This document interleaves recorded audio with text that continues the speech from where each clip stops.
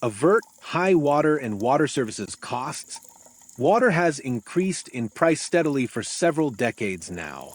Since the introduction of the modern plastic single-use water bottles in the 1990s, the overall cost of water has steadily increased. I believe this cost rise is largely because the widespread adoption of bottled water, fears of contaminated or dirty tap water, which have increased use of bottled water and water filtering systems, and finally, as the result of the increasingly privatized utility water providers. First, as the use of water bottles rapidly increased, so have the prices of water in general. This is despite the expected yet elusive economies of scale, where prices are supposed to drop with more demand and competition in the market. Even with this increase in cost in the U.S., bottled water consumption more than doubled between 1999 and 2021. The trend on the price of bottled water has been on the increase since 2014, and especially so during the pandemic years of 2019 to 2023. But this upward trend is so largely because many more people depend on bottled water, and because so much more bottled water is sold. And as more money is thrown at this industry, so the water business became lucrative, and instead of lower prices, the upward trend has spawned the expensive water industry sector. This sector has capitalized on the group of people wanting to impress peers and or that truly believe that the quality of water is much higher when it is more expensive. Expensive bottled water brands like Fiji, Smartwater, Core, Avian, and Artesian have taken advantage of this growing group of not-so-smart consumers.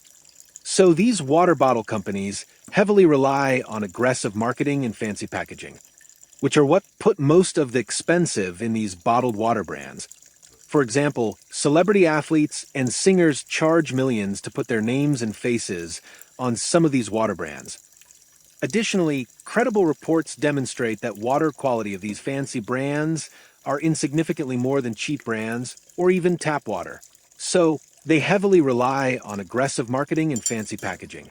While these companies slip the cost right down to their customers, it was also found that tap water can even be of higher quality than many bottled waters, largely because there are often higher quality standards put on many municipalities' tap water supplies, while water bottlers go largely unregulated.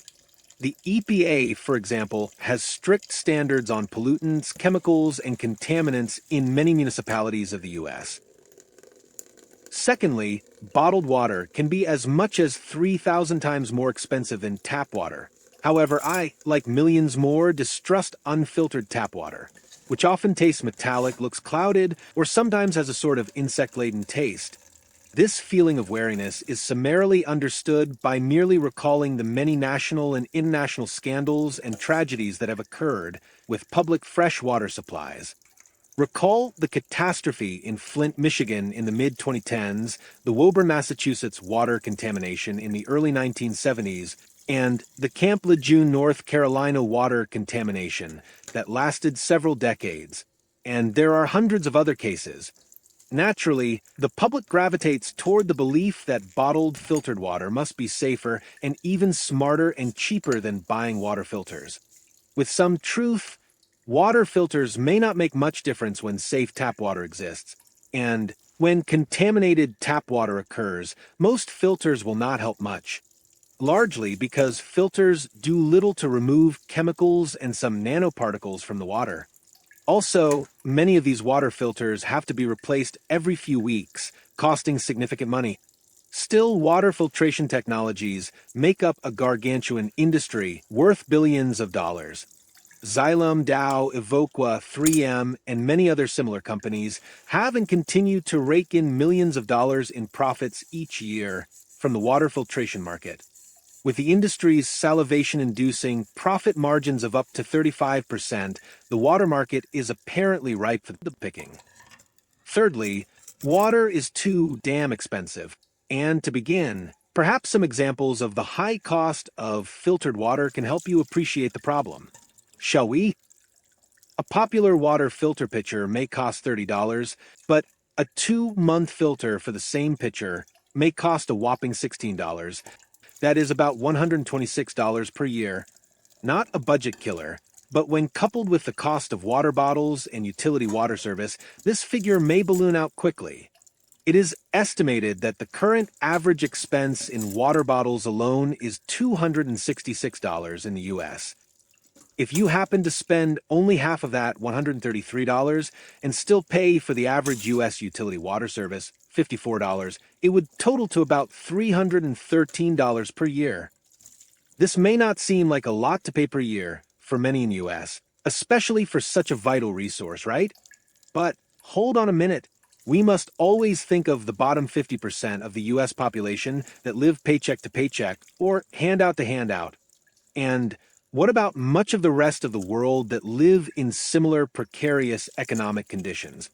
We must especially think of the 11.6% of the US population and the 45% of the world's population living in abject poverty, including extreme poverty of about $2 per day.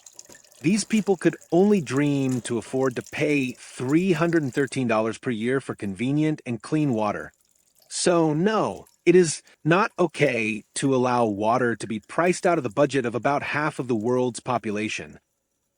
In closing, I believe accessible clean water to be a human need for life, therefore a human right, to be permanently protected by U.S. constitutional and UN international charters, laws, and agreements. The right to life, mentioned in most of the free world's constitutional documents, surely includes the right to the basics to maintain such life. Water, food, and breathable air. If you deny any of these, you deny life. You charge for any of these, you curtail access to life. Curtailing a basic need to life is making efforts to kill and murder. It is that simple. Finally, a private company is not obligated to serve you clean water for free, but a government that you support and maintain with your income, sales, and property taxes absolutely should. This is especially a duty for any government that has promised to serve and protect its population. And if you have allowed your government to sell you a basic need, I sure hope you don't allow it to block your access to water sources, many of which predated humanity. Rest assured, there are many alternatives to paying your local government or a private corporation for water.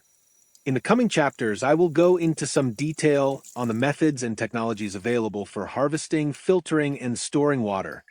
But as a preview, rainwater collectors, underground water wells, cisterns, water pumps, and hauling water are all options that don't require a utility water bill. Furthermore, latrines, septic tanks, and just taking a squat in the woods are further options to avoid a sewer bill for your wastewater. Thank you for listening to this podcast or watching this video. Please subscribe, like, and share so you can support this work and so I can reach more people like you. If you'd like to support this content further, please click on the links provided here. Thank you again. Have a great day.